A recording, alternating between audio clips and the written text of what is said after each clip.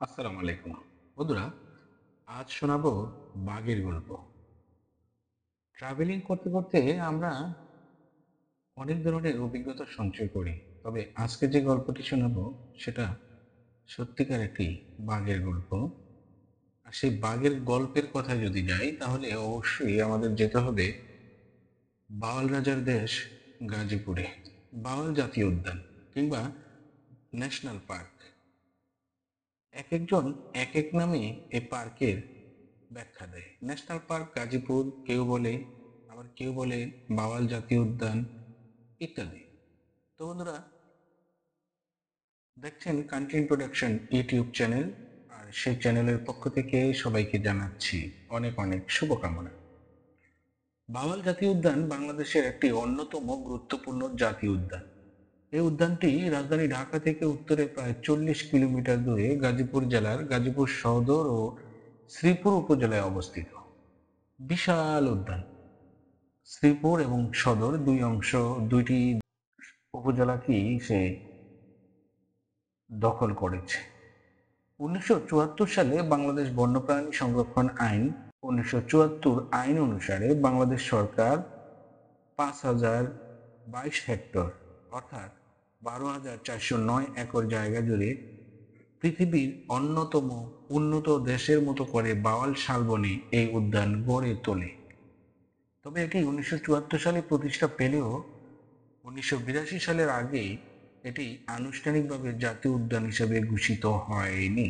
প্রাণী বৈচিত্র্যের দিক থেকে বাওয়াল জাতীয় উদ্যানটি যদি আলোচনা করি তাহলে আমরা দেখব বাওয়াল জাতীয় উদ্যানে একসময় বাঘ, কালো চিতা, চিতাবাঘ, মেঘলা চিতা, হাতি, ময়ূর, মায়া হরিণ ও সম্বর হরিণ দেখা যেত। 1985 সালে এ বনে ফ্যাকশিয়াল, গন্ধক, গুলুক, বেজি, কাঠবিড়াল, গুইসাপ আর কয়েক প্রজাতির সাপ দেখা যেত। একটি হিসাব অনুসারে বাওয়ালগড়ে 64 প্রজাতির প্রাণী রয়েছে, যার মধ্যে 6 প্রজাতির স্তন্যপায়ী, 9 প্রজাতির সরীসৃপ, 10 প্রজাতির উভয়চর এবং 39 প্রজাতির পাখি রয়েছে। বন বিভাগ এই বনে অজগর, ময়ূর, হরিণ এবং মেছোবাঘ ছেড়েছে। এছাড়া 2012 সালে বাওয়াল জাতীয় উদ্যানে 16টি তক্ষক ছাড়া হয়। বাওয়াল জাতীয় উদ্যান মূলত ক্রান্তীয় পতনশীল পত্রযুক্ত বৃক্ষের বনভূমি। এ বনে 221 প্রজাতির উদ্ভিদ রয়েছে, যার মধ্যে 24 প্রজাতির লতা, 27 প্রজাতির তৃণ, 3 প্রজাতির পাম জাতীয় বৃক্ষ এবং 105 প্রজাতির ঔষধি, 19 প্রজাতির গোল, 43 প্রজাতির বৃক্ষ। শাল এ উদ্যানের প্রধান বৃক্ষ।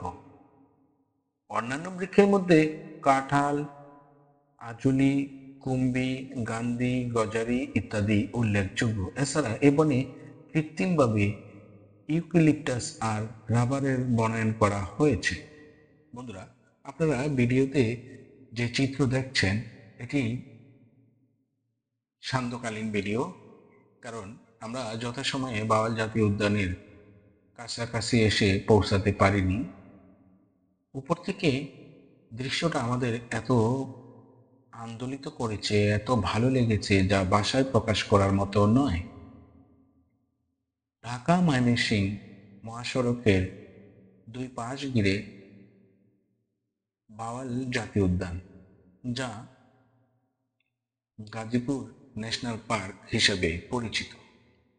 পৃথিবীর অন্যতম শ্রেষ্ঠ এবং বৃহত্তর এই বাগানের ব্যাখ্যা, এই উদ্যানের ব্যাখ্যা যদি আরো দেই তাহলে অনেক সময় লাগবে, তাই ভিডিওটি আর বড় করব না। তবে পিকনিক স্পট হিসাবে বাওয়াল জাতীয় উদ্যান বাংলাদেশের আকর্ষণীয় একটি পর্যটন কেন্দ্র। এখানে বেশ কয়েকটি পিকনিক স্পট রয়েছে।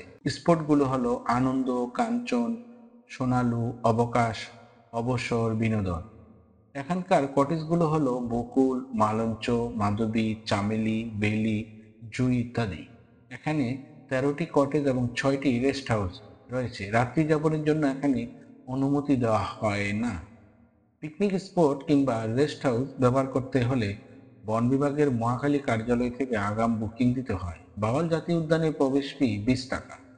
2024 সাল পর্যন্ত প্রতি বছর প্রায় 15 লক্ষ দেশি বিদেশি পর্যটক এখানে বেড়াতে আসে। বন্ধুরা, মজার ব্যাপার হচ্ছে বাওয়াল জাতীয় উদ্যান বরাবরই আমাদের একটি প্রাকৃতিক সম্পদ। তবে অত্যন্ত দুঃখের সাথে বলতে হয়, বাওয়াল জাতীয় উদ্যানের প্রাকৃতিক সৌন্দর্য দিন দিন নষ্ট হয়ে যাচ্ছে। বিশেষ করে অবাধ নারী পুরুষের যাতায়াত ফ্যামিলি নিয়ে ভ্রমণের জন্য একটু লজ্জাজনক বিষয় হয়েছে। তাই আমাদের এই জাতীয় উদ্যানকে রক্ষা করতে হবে এবং আমাদের প্রকৃতিকে বাঁচাতে হবে। নির্বিচারে গাছ কাটা থেকে আমাদের দূরে থাকতে হবে। বন্ধুরা, বাওয়াল জাতীয় উদ্যানের ইনফরমেশন এ পর্যন্তই। সবাই ভালো থাকবেন, সুস্থ থাকবেন।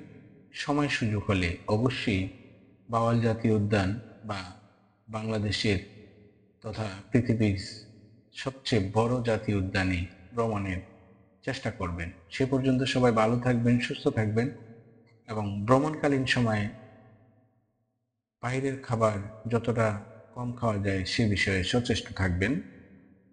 আল্লাহ হাফেজ।